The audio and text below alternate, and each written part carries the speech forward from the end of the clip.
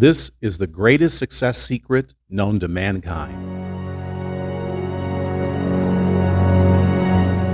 I'm Dane Spotts, and my mission is to unleash the most powerful force in the universe, your mind. Meditation. Welcome to Zion. What is it? I'm Dane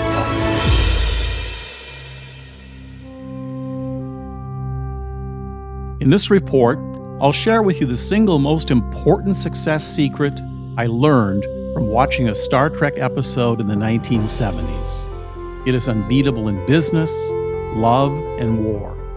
Really, in every challenge life throws at you. What is it? I'm Dane Spotts. Let's find out.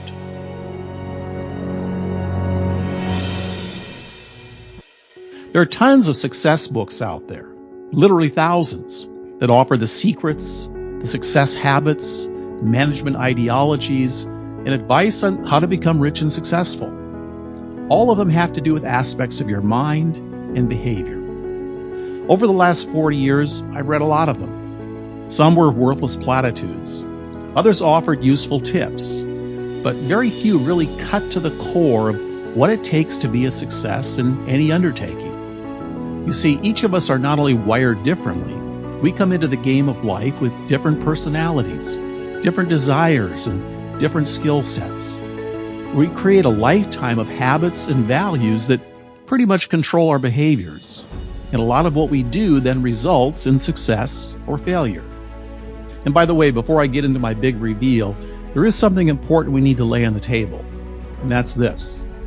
Failure is not a bad thing. If you're working your business or your life around failure avoidance, you're missing something really important. I'm sure you've heard the idea or read it in one of those books that highly successful people often fail their way to success. And though it may sound a bit trite or platitudish, the fact is it's true. Not only is it not viable to succeed at everything you try to do, but you don't learn that way. Think of an infant.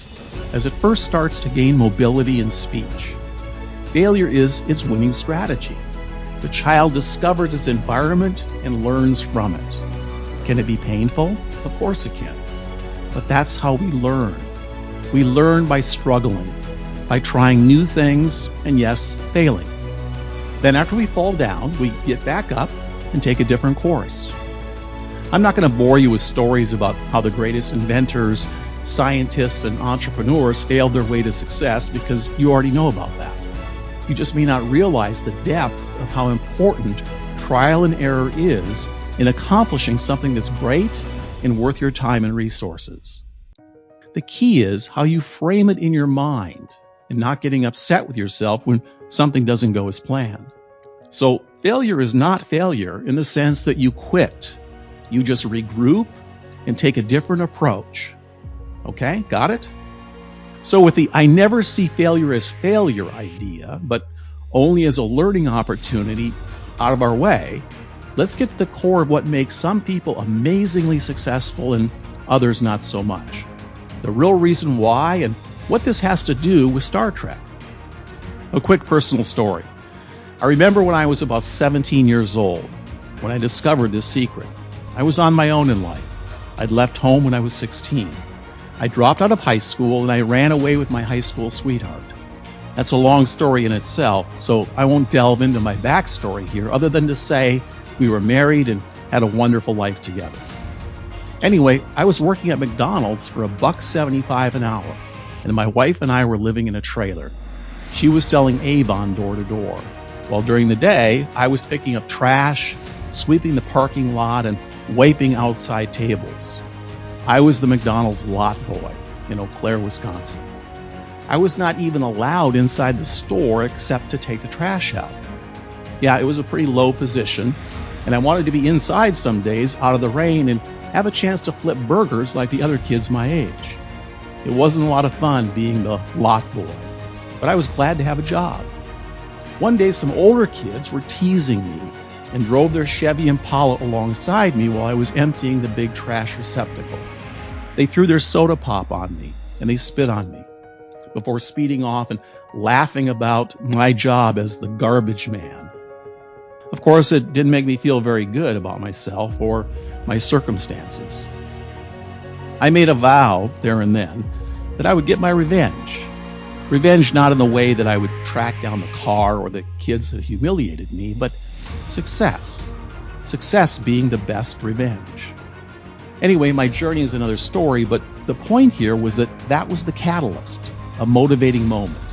I would dedicate myself to learning what it took for a high school dropout to be a success at all costs. Well, coincidences, synchronicities being what they are, and we'll talk more about that in future episodes, my mind was on fire to learn how to be a successful person. So my journey began, not just with books, but by paying attention to everything and everyone around me. Who was successful and why? What were they skilled at? What did they do? How did they land that fancy job? Were they happy with what they were doing? And so on. I learned later that one of the most successful and powerful things I could do was to buy rich people lunch so I could pick their brains. People love to talk about themselves, and so even though I was poor, they were flattered to tell me their stories over a lunch that I paid for. I made a point to invite a millionaire to lunch as often as I could. Okay, so again, what does any of this have to do with a Star Trek episode and the core secret of success? Let me explain that now. I was a Star Trek fan back in the early 70s. The writing was great, and I loved the morality plays of the episodes. Around that same time, I was spit on and doused with sticky Coke and orange soda in the McDonald's parking lot. I watched a Star Trek episode called The Journey of Babel. In this episode, the Enterprise is transporting Federation ambassadors to a conference on the planet Babel to discuss the admission of a new race into the Federation who happen to be the primary source of dilithium crystals, which is the most valuable thing in the universe because it's the main power source. During the journey, Enterprise is under attack by an unknown ship with amazing speed and power. I think it was like Warp 9. Enterprise is no match for its speed and cannot lock phasers to hit it. Okay, I'm getting to the point here, I promise. The setup just needs a little more context. The unidentified ship closes in for a final attack. Things look pretty bad when Kirk decides on a ruse, shutting down life support to make Enterprise appear crippled. The attacker approaches and slows down for the kill shot, and Enterprise is able to lock phasers with a direct hit that disables the ship. Rather than surrender, the alien ship then self-destructs. Okay, nice story, but what's the point? Kirk asks Spock how this ship with its inferior technology was able to outmaneuver Enterprise. Spock explains it this way. They did not have superior technology, Captain. It was a one-way trip. They never intended on returning, so they could operate at 100% power 100% of the time without keeping anything in reserve. They were on a suicide mission. Enterprise was no match as they're never operating at 100% of the time. This adversary was essentially unbeatable, other than not anticipating the cleverness of Captain Kirk. Well, there it was, the big idea. The difference of someone competing in the world with less resources, maybe less intelligence, less creativity, less anything, is that almost no one operates at 100% of their energy or capacity because they don't have to. As this idea took hold of me, I realized I had an edge in life just knowing this. That if I approached any endeavor with the willingness to go all in, a suicide mission, so to speak, I would have an instant advantage over my competitors. Those of you who are listening, who are athletes or follow the sports world, this is the secret of the greats.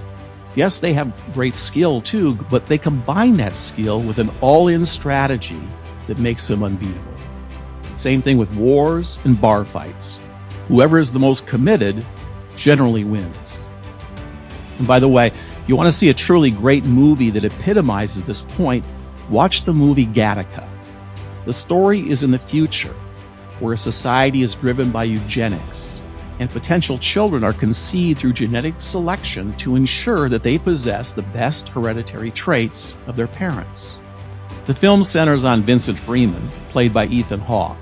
who was conceived outside the eugenics program and struggles to overcome genetic discrimination, to be able to realize his dream of going into space and traveling to another planet that they're colonizing.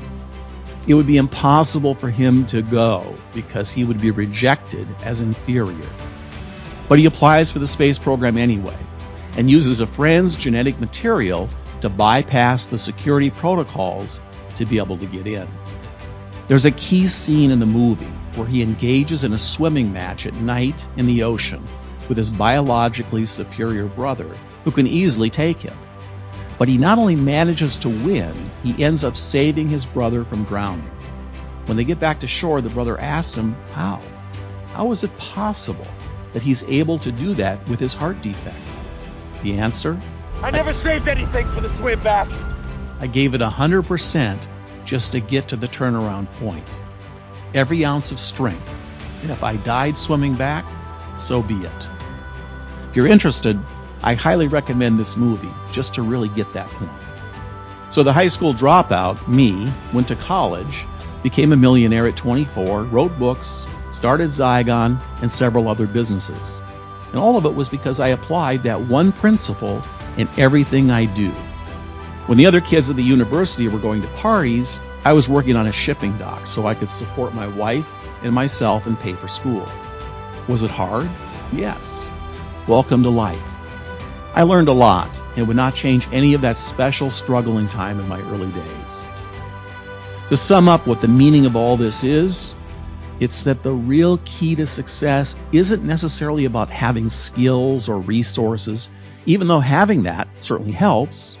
It's more about your attitude and drive and your willpower.